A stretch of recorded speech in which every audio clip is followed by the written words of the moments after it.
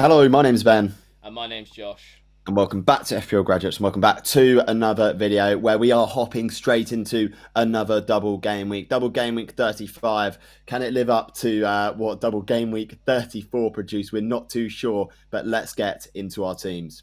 Okay, so kicking off with my team, I've got no chips this week. We're just going straight in off the free hit last week. Really good week, as you can tell. The ranks really improving. We're into top 1k, which is the aim. So we've just got to try and stay there for the rest of the season. Now, in goal, we've got Petrovic. Obviously, he made a bit of a howler for the first goal against Arsenal. It'll be interesting to see whether maybe he loses his place. I personally don't think he will. He's a young goalkeeper. He's going to make mistakes, and I think Poch will just accept that. I don't think Chelsea's performance didn't really benefit him in any way either, and he came out with a 2-pointer despite conceding 5 goals as well. So yeah, the save potential is definitely there for him. A potential transfer in this week is Pedro Porro. Just sort of waiting until see if he's fit enough to sort of play. If we get the go-ahead from Ange Postecoglou, I'll definitely bring him in this week. He just looks like a really nice asset going forwards, and obviously with the double-double as well, it's a no-brainer. Malo Gusto, same sort of thinking with him. Obviously, he's in my team already, but we just need to get the update on him as well. Nothing at the time of recording. If you want the latest injury updates and stuff like that, head over to our Instagram and follow us on there. And then finally, to wrap up the defence, I'm playing Gabriel this week. It's a bit of a toss-up between him and Van Heck, but because I want to save my rank, I'll probably just play Gabriel with that sort of EO really high. Tottenham away, I wouldn't even put it against them to keep a clean sheet in that fixture because they're just so good at the moment. What's your thoughts on defence, Ben?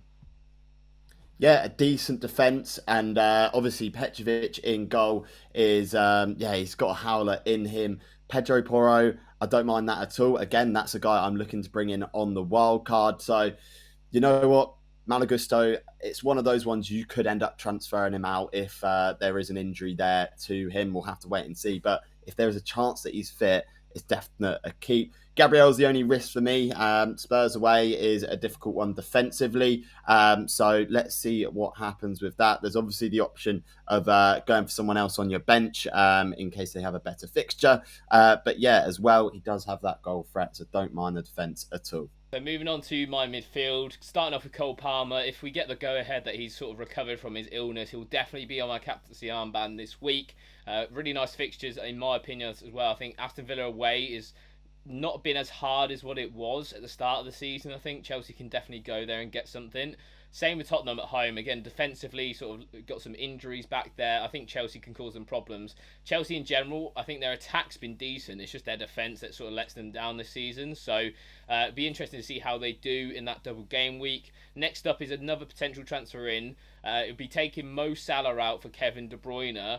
I'll probably wait until the deadline on this one. It could be De Bruyne, it could be Anthony Gordon, it could be Bruno Fernandes. Any one of those three I've got as sort of my transfer targets for a replacement of Salah. The reason I'm taking Salah out, I think the West Ham away fixture in general is a decent fixture for Liverpool, but I just think the upside is sort of elsewhere. I need to get the doublers in for 37, and I also need the cash for Pedro Porro. I can't go straight from a Doji up to Porro. I need the money. So yeah, De Bruyne is there. I think he's a really good option this week. Son as well. Again, you need to have him in your teams this week. Really nice fixtures. Could be a potential captaincy option as well on his own. And then we've got Phil Foden as well. That double Man City midfield against Forest away. I really like it. What's your thoughts, Ben? Yeah, really like the midfield, and obviously Cole Palmer. If it just is an illness, and he could be out for the first game of the double, but I genuinely still probably play him and just see what happens against Tottenham at home. We remember when he played Tottenham away, he got a mega haul in that game as well. De Bruyne is obviously having two City players is going to be differential. A lot of managers are going to have a minimum of one. Not many are going to have two. So you're doing well there. And of that in itself is a bit differential.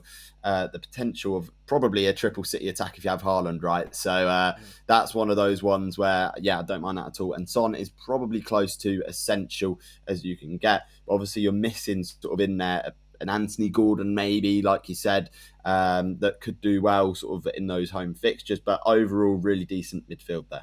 Moving on to my forwards then, we've got Erling Haaland, as Ben mentioned. Obviously, whether he plays or not is another question. We're recording this on Wednesday night, so obviously he was confirmed out of the Brighton game on Thursday. Let's see if he makes a recovery for Sunday's game against Nottingham Forest.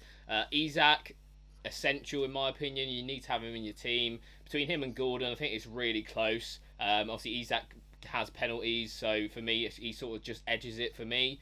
And then obviously Rasmus Højlund as well, brought him in ahead of his double in 37. Burnley at home this week. I don't think it's a terrible fixture, but I think United in general just not offering him too many chances. So in an ideal world, I'd probably move him to maybe a Jackson or Pedro, but I'm not too worried about those other assets because equally they're not too much better than Rasmus Højlund. What's your thoughts on that forward line, Ben?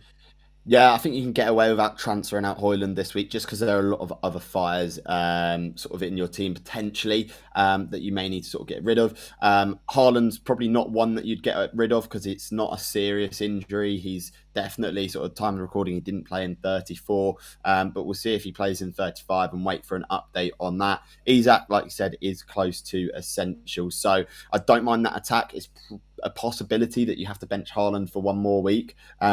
But that's not really sort of any sort of hardship to do because, like I said, his injury isn't long term anyway.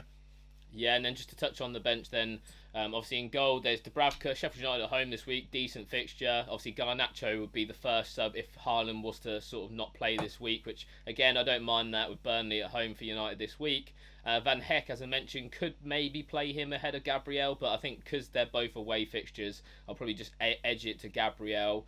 And then obviously Conor Bradley is a red flag on my bench, so he'll be sort of getting transferred out in the coming game weeks. Okay, so moving on into my team and starting off in goal, we've currently got Vicario in net. I'm on a wild card this week, so I'm looking at bringing in those players and really capitalising on the double game weeks that we've got coming up. I really do think there's potential save points here. He's an elite shot stopper and has been fantastic for the Spurs this year, albeit their defence hasn't been too great, but I am indeed currently doubling up on the Spurs defence. Some people are going to call me crazy for that, but I think Pedro Porro has really high attacking potential.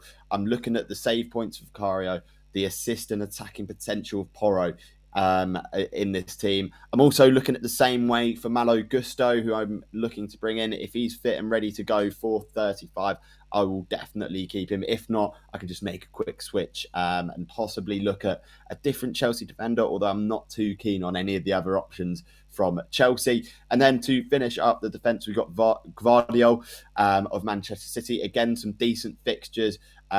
We potentially won't see too much rotation. I think he's probably the more elite left-sided centre-back that Manchester City have. So I don't see him being rotated too much. But if he does, I don't see him sort of picking up minutes off the bench. Josh, what are your thoughts on that defence? Yeah, I agree with the Gvardiol. I don't think you'll see a substitute appearance there, so it's not the end of the world if he gets rotated. Yeah, Vicario, good save potential as you mentioned. I like Porro as a pick. Obviously, I'm trying to bring him in this week. I think if he is fit, a lot of managers will definitely flood to him this game week with Adoji being injured. And yeah, Gusto as well. Really nice attacking pick as well. So yeah, nice defence to start things off. Okay, so moving on into the midfield, and as you can see, I've got a triple up on the Spurs players. We've gone with Heung-min Son, who I think is close to essential for this game week. He's got sort of the numbers haven't been great in recent weeks, but we know how good he can be against top teams like Arsenal. Chelsea, not really a top team anymore, but there we are. But the fixtures he's got coming up are fantastic. He's going to get a lot of returns, like we sort of mentioned in the transfer targets video. He's going to get sort of a lot of hauls against these bigger teams. In there as well, we got Gordon, who's got Sheffield United at home. I'm really excited for that fixture because we remember what happened when they played against Sheffield United away. They went absolutely crazy. I think they could potentially do that again, although saying that, Sheffield United are putting up a decent fight against Manchester United as we're recording this video.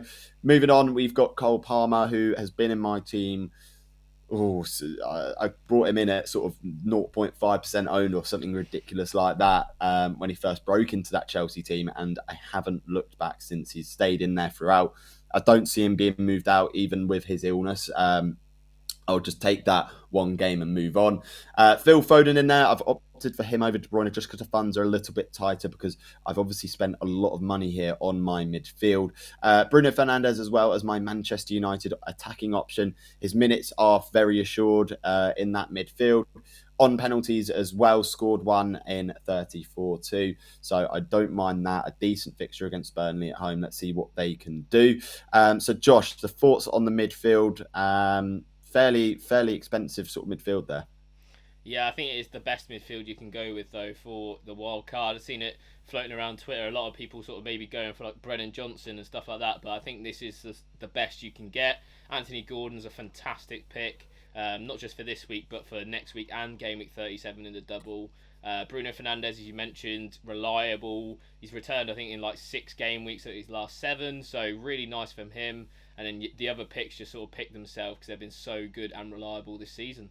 Okay, so moving on to my strike force, and again, I've tripled up on Chelsea as well as Spurs. I'm really trying to sort of make the most of these double game week assets. I'm really sort of just focused on double game weeks, and that is it for my team. Jackson's in there. He hasn't been great in front of goal, but the stats are there. He's getting the chances, and Chelsea aren't too bad going forward, so I'm happy to have him in my team. Alexander Isak, as we've mentioned many times, is fairly close to essential. Josh, those two in there. Erling Haaland is in there as well on the bench as he's an injury doubt. What's your thoughts there? Yeah, I think it's a really nice front line. I think Jackson is the go-to pick, and I think that's what you've got to do on the Wildcard 35. You have to go and attack the doubles, because a lot of managers like myself won't have 6 players from Spurs and Chelsea. So yeah, I like that a lot. Obviously, you discussed Isak in my team, really good option. I think even Haaland, you could even argue if Haaland is said to be fit for this weekend, you could even argue of benching him, because I don't see him necessarily playing 90 minutes straight away when he comes back. So yeah, I think especially with the assets that you have on the pitch as well, I think yeah, it's definitely worth considering benching him even if he does come back. And overall, your team structure, it looks really good, ready for that bench boost in 37. Yeah, and talking of the bench, we've got Onana there on the bench who's ready for that bench boost. We'll rotate him with Vicario through his sort of more difficult fixtures for the single game weeks that they have left. Then moving in, yeah, Erling Haaland in there. Van Heck for the sort of cheapness and the double game week. Could probably only play him 37 for me. And then Gabriel as my one and only Arsenal asset. Of course, a little bit of a risk to go without any Arsenal, but I actually think their assets will become fairly low owned just because of how many people will be attacking the double game weeks. We're taking that risk of not having any of the Arsenal attackers, but I think it could pay off with the sheer number of fixtures that we're going to get from this team in 35. Okay, so that wraps up our game week 35 team reveals. What do you think of Ben's wildcard in the comments? If you are wildcarding, let us know what your team's looking like as well, and we'll reply with our thoughts to yours. And as usual, please remember to like, comment, and subscribe to the FPL Graduates YouTube channel. And yeah, I've been Ben. I've been Josh. And we'll see you guys later. Have a good game week, everyone. You may rise, but you'll never make me wanna stick around you.